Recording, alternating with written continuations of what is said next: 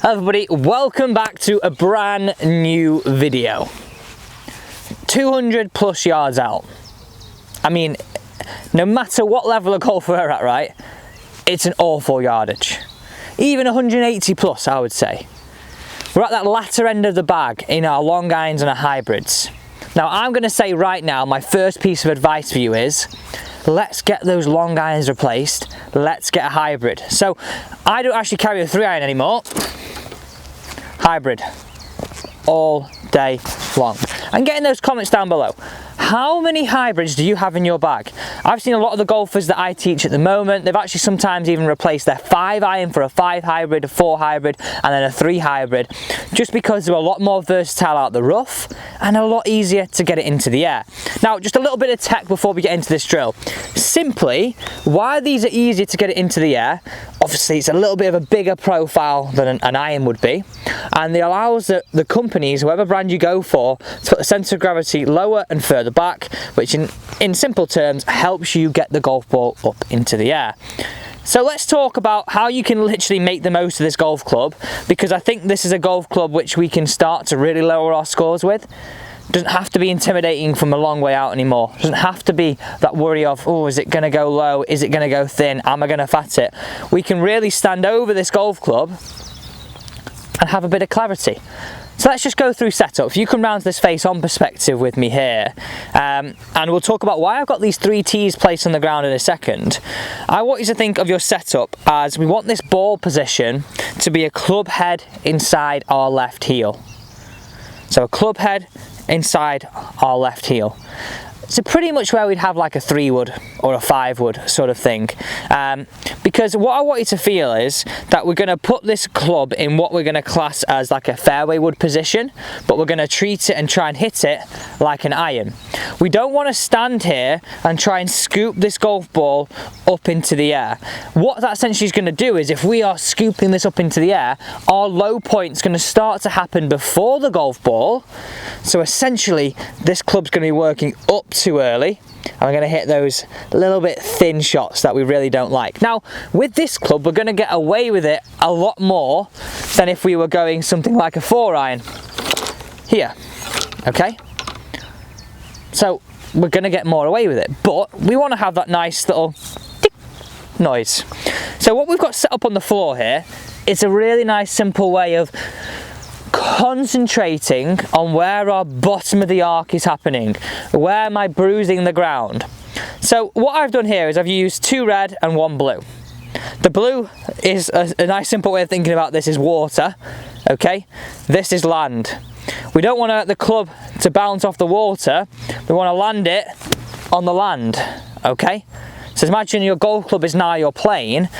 This sort of scoopy landing in the water would leave us susceptible to those thin shots. That landing it on the ground would leave us to hitting down on this golf ball a little bit, like wood and iron, but then using all the tech of this golf club. Let's hit one from here, and then we're also going to walk into the rough and hit one from there, just to show you how, actually, this club's really versatile. So really nice simple analogy here.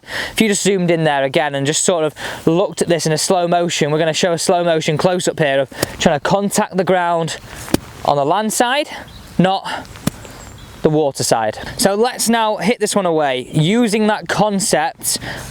Don't land in the water, but brush that ground, taking the bottom of the arc past the ball. Oh, that is all over it. We would be more than happy with that. So let's now go and test this ball, or this club I should say, over in the rough. Because out of the fairway, we could probably get away with a nice long iron if it was set up like nicely. But when we've got a ball that's going to be sat down a little bit like this, exactly how that one's just gone there, we have to sort of change the way that we hit this a little bit more. What I would say is right now, we've got to imagine if we've got a lot of grass to go through, we wouldn't want to swing very shallow, would we? This concept of landing it on the ground would be even more important. that hitting down and using the technology of the centre of gravity lower and further back to get this ball in the air is definitely the way I want you to go with this. It almost has to feel a little bit more iron biased out of thicker rough, almost like we're chopping it out rather than off the fairway. If we're honest, we can get away with a bit more of a sweeping motion because there's no real friction in terms of a lot of high grass behind the ball. When it's in the rough like this, what I want you to have that feeling of is that ability to really be sort of iron bias in how we're hitting this shot. We want to be that way on the fairway, of course, but even more so out of this lie here. So standing over the ball, what I would really recommend any time we're actually hitting out the rough is actually come to the side of your golf ball, roughly 2 to 3 feet away, and just get a feeling for what that grass is like. Because in some countries, this grass can be quite coarse. When it's wet, it can be quite thick to go through and play a lot harder. When it's dry and wispy, the club can glide through it a little bit more. All these factors are very, very important when we're trying to hit a shot away. So let's now hit this one away. Let's use that concept of being a little bit steeper into the back of the ball, like we would be on an iron, rather than more sweeping bias where we can get away on the fairway. But overall, let's feel like we're landing it on the land, not skimming it off the water. So here we go, nice concept, chopping down on that. Let's hit these away and go and see them up by the green. Oh, that's come out like a flyer, low. We'll be more than happy, skirt the bunker. Ooh, come back round, just off the back edge. We would be more than happy with shot number 1.